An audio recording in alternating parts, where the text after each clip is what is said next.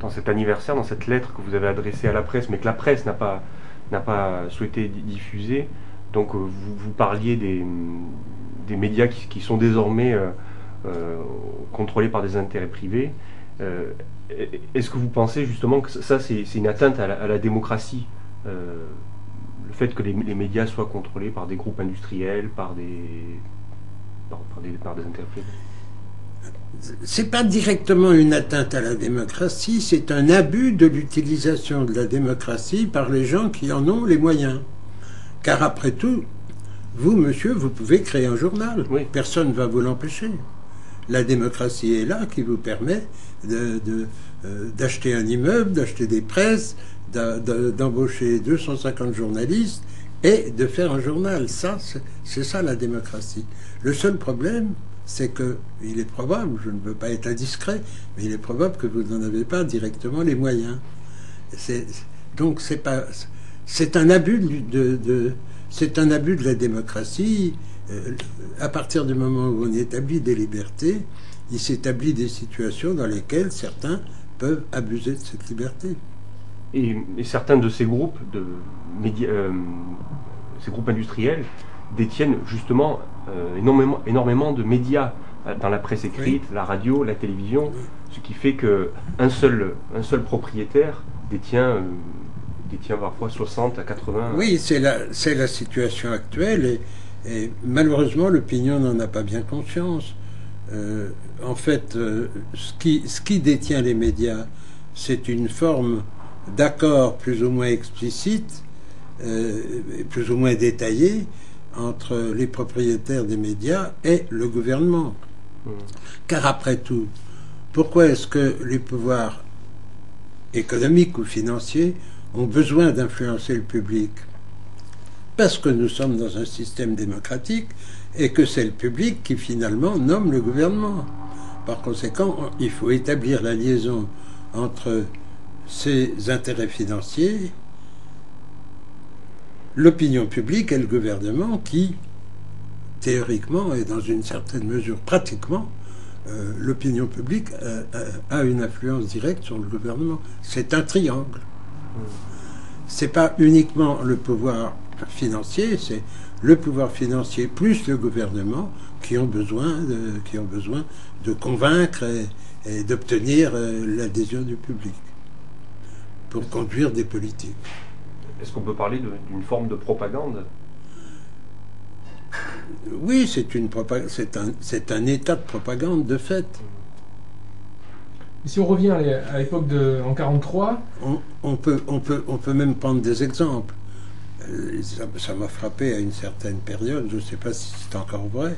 À un certain moment, pour des raisons proprement politiques, il a été important de faire peur. Il a fallu que l'opinion ait peur, parce que ça facilitait certaines politiques, la mise en place de certaines politiques.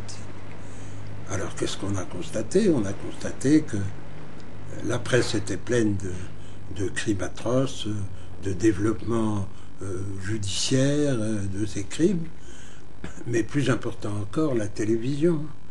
Je me suis amusé des soirs de suite à regarder dans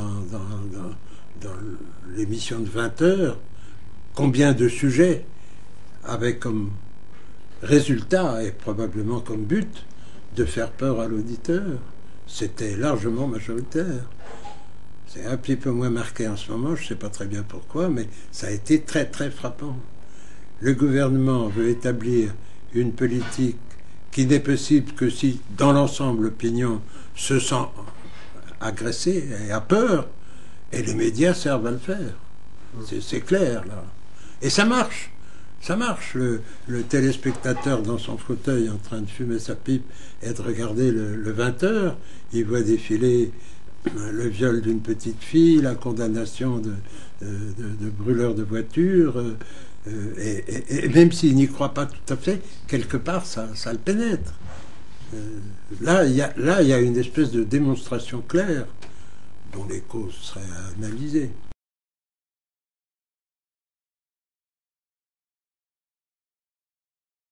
Ben, la presse de l'époque, c'était des journaux, les journaux officiels, les journaux qui sortaient, qui étaient en vente dans les kiosques. Et puis c'était aussi les émissions de TSF, qu'on appelait ça la TSF ou la radio. Et ils voulaient convaincre l'opinion française, par exemple, que les Anglais avaient perdu la guerre, que les Allemands étaient invincibles, que la politique allemande était juste, généreuse, et que la mainmise de l'Allemagne sur l'Europe était l'avenir radieux de cette Europe. Il choisissait des histoires, il racontait des mensonges, mais pourquoi ça a été décrédibilisé? Parce que la vie quotidienne des gens leur démontrait que c'était des mensonges. Les gens souffraient de manque de ravitaillement, de manque de liberté, ils voyaient des arrestations arbitraires. Et puis tout ça était heureusement souligné par les journaux clandestins, qui n'avaient pas un poids énorme dans l'opinion, mais qui aidaient, dans certains cas, à dénoncer les mensonges de la propagande officielle. Si bien qu'on est arrivé à un moment que je ne peux pas identifier clairement dans le calendrier. Probablement quelques historiens y sont arrivés région par région. C'est pas pareil partout. C'est pas pareil à la campagne où le gouvernement essaie d'obtenir l'adhésion des paysans, ou dans les grandes villes, ou dans les milieux ouvriers, dans les milieux intellectuels. Mais finalement, tout le monde, y compris les paysans, y compris l'oncle de mon épouse qui était viticulteur en Bourgogne, qui à l'origine était merveilleusement partisan de ce célèbre maréchal Pétain. Et puis le jour où les équipes sont arrivées pour neutraliser les fûts dans lesquels il mettait son vin pour en faire des carburants pour les chars allemands, il a changé d'avis tout à fait. Et à partir de ce moment-là, il ne jetait plus les yeux sur les journaux. C'est l'expérience quotidienne des gens, surtout, aidée un peu par la propagande de nos journaux, un petit peu par la propagande arrivant de Londres, qui a chassé la crédibilité de la presse officielle ou de la TSF officielle, et qui l'a complètement décrédibilisé. Il est arrivé à un moment, pas le même partout, pas le même dans tous les milieux, où cette presse n'est plus acceptée, n'est plus crue. On ne la prend plus que pour voir les indications administratives importantes, quel ticket est valable pour acheter du saucisson ou pour acheter des textiles. C'était le seul usage de la presse dans les derniers mois.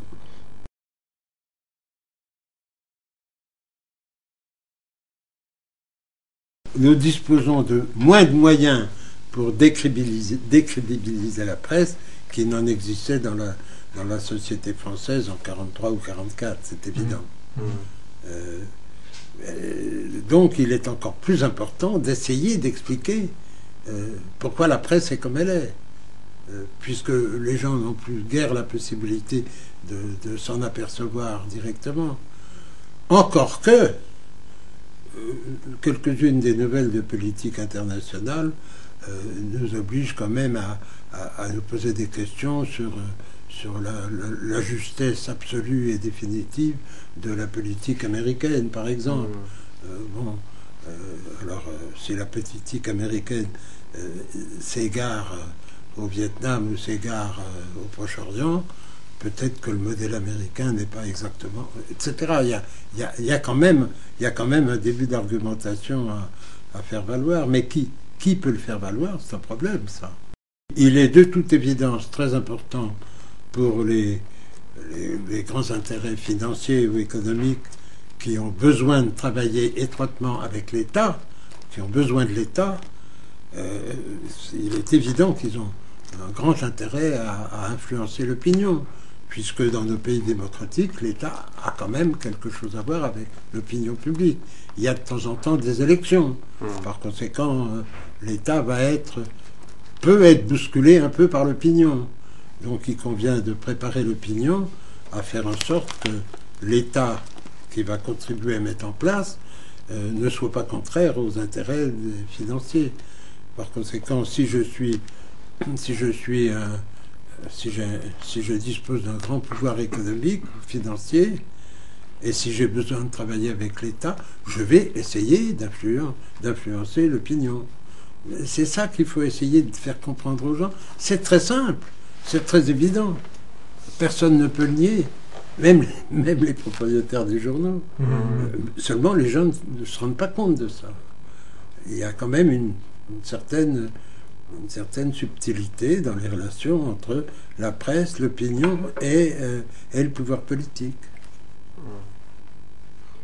Mais le fait que le pouvoir politique soit décrédibilisé dans les votes, dans les urnes, il y a énormément le score des extrêmes augmente et beaucoup d'abstention, ce qui veut dire que les politiques libérales menées depuis un certain nombre d'années sont fortement rejetées parce que mal vécues par les citoyens.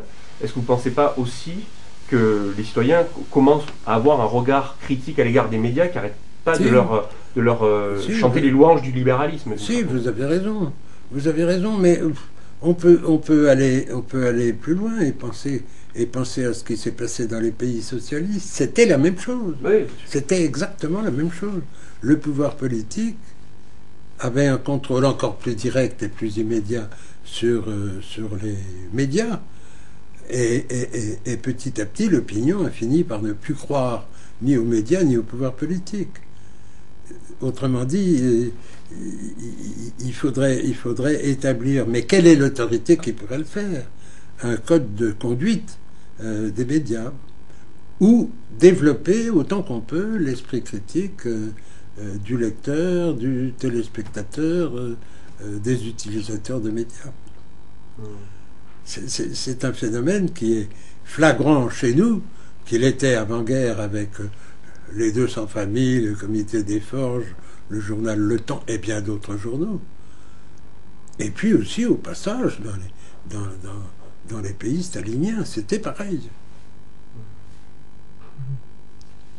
Alors, qu'est-ce qu'il faut faire? Moi, je crois qu'il faudrait essayer, mais c'est très difficile à réaliser, d'obtenir que dès leur plus jeune âge, les jeunes citoyens ou futurs citoyens comprennent qu'il faut développer l'esprit critique.